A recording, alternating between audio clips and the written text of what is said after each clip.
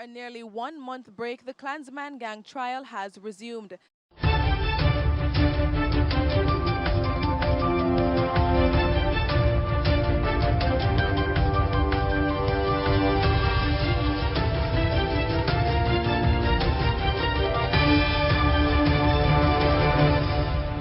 Welcome back to MyView TV, the people's platform, the home of undiluted news, reviews, updates, and your daily dose of entertainment. Don't forget to hit the notification bell, leave us a comment, like, share, and subscribe. I don't bring nobody forward in here to cheer for me. Everything what you see up my natural talent. Let me tell you something. You see, when you know what to please the audience with, it's simple, man. After a nearly 1-month break, the Klansman gang trial has resumed. Things kicked off in court today with an expert witness from the Cybercrimes Unit sharing his testimony. The witness was tasked with examining an extraction that was done by another officer and a previous Crown witness. The examined data was placed on 2 thumb drives and a CD that was submitted into evidence on Monday. An advanced logical extraction, which takes out images, audio, video, call logs, contacts, and other data, was done on 3 phones and 2 SIM cards. The data on one of those phones, which is also in evidence, of a Nino Xylo Z, was painstakingly analyzed. The extraction generated a PDF report which revealed data about 70 contact numbers, numerous call recordings, and WhatsApp audio.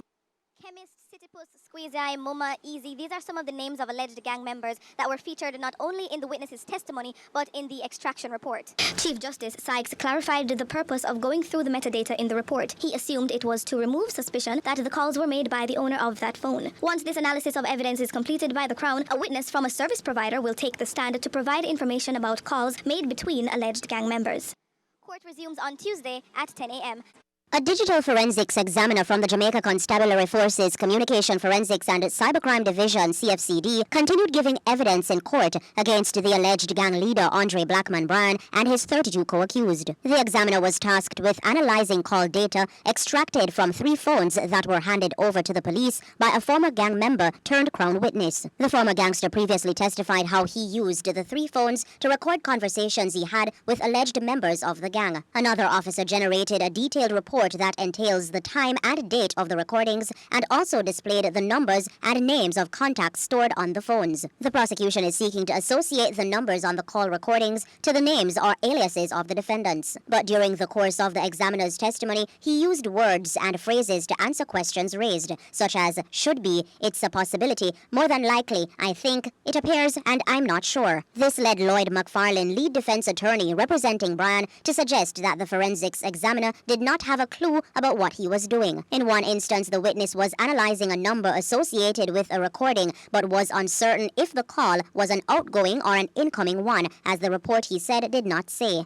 Meanwhile, the prosecution led the police witness through some of the contacts stored on the phones. The names Mum, Biggs Kirk, Blacks Rete, Fancy, Squeeze, Teacher, and Papa were seen. The trial will resume on Wednesday when representatives from both service providers will take the stand to corroborate evidence given so far. An expert witness from the Communication Forensic and Cybercrime Division presented call records to show that communication happened between several numbers that are linked to witnesses and alleged suspects in the Klansman gang trial. Using SIM information, witness statements, subscriber information, an electronic file relating to 3 phones submitted into evidence was generated. This file is a master list of call records provided by Flow and Digicel. It shows who made and received the call, as well as when and where the calls were made. Call records are generated as a result of user activity. When you turn on your mobile phone, it automatically connects your phone and SIM card to the nearest cell tower, giving you access to the network. When it does that, it sends 2 numbers, one identifying the SIM card and the other identifying the phone, otherwise called the IMEI number, to the network. That process is called triangulation. So, when Crocs called Crown Witness 1 on January 25 in 2019 at 10:23 p.m., it showed that Crocs was in Spanish Town. On March 10, when the witness called a contact called Mum after 12 noon, the call site was recorded as Yallas St. Thomas. Mum could be defendant Stephanie Muma Christie, whose occupation was as a pastor in the same parish. Telecommunication witnesses from Flow and Digicel took the stand to explain their call data collection process. This led to the submission of a thumb drive and CD into evidence. Following a subpoena in December, call records from of digital were given to the prosecution. The company hired an independent risk and fraud consultant to access and compile information from their database. Flow's call records were accessed by a law enforcement liaison who processes call data requests from police on a daily basis. A further analysis of the call records continues in court on Thursday. The prosecution in the Wandon Klansman gang trial continued its examination of a police witness from the Communication, Forensic and Cybercrime Division, CFCD,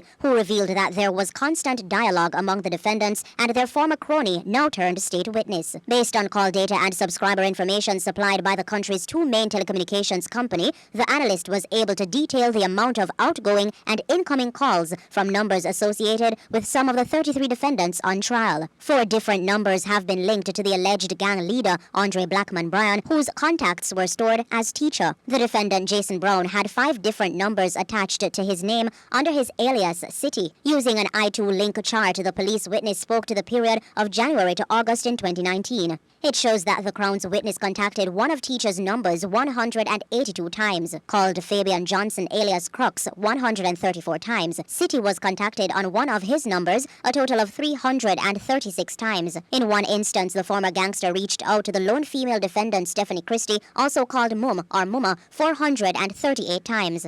Incoming calls to the Crown witness's number was also recorded. City contacted him 740 times and Mumma called him 514 times. At the time of these calls, the alleged gang leader was behind bars and City was and still is serving a life sentence for murder. The subscriber information showed that SIM cards used by the defendants were purchased by several other people. The former gangster-turned-witness had previously testified that the members changed numbers frequently to remain undetected by the police. The trial resumes on Friday at 10 a.m. Cell site information disclosed in court today suggested the alleged leader of the Wandon Klansman gang, Andre Blackman Bryan, and another defendant, Jason Brown, alias City Puss, made and received several calls while behind bars from mobile phones.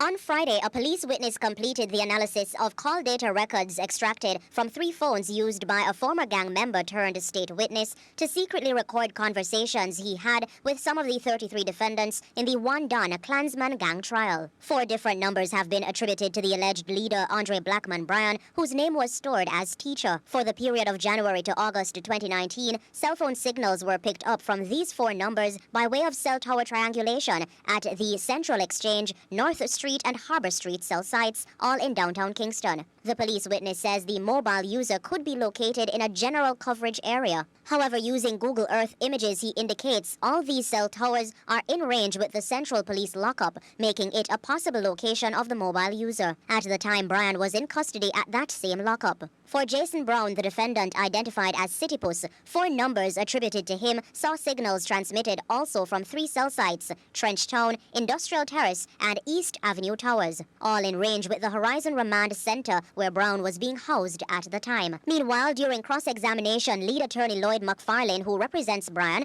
questioned the witness why a document submitted prior only has 2 numbers attributed to Bryan. The police witness was quick in explaining that there was a preliminary schedule generated and a number wasn't properly attributed. McFarlane charged in, saying that it is unsafe for the court to rely on the attributions since they are inconsistent at different points in time, to which the witness hastily disagreed, saying he stands by the information presented.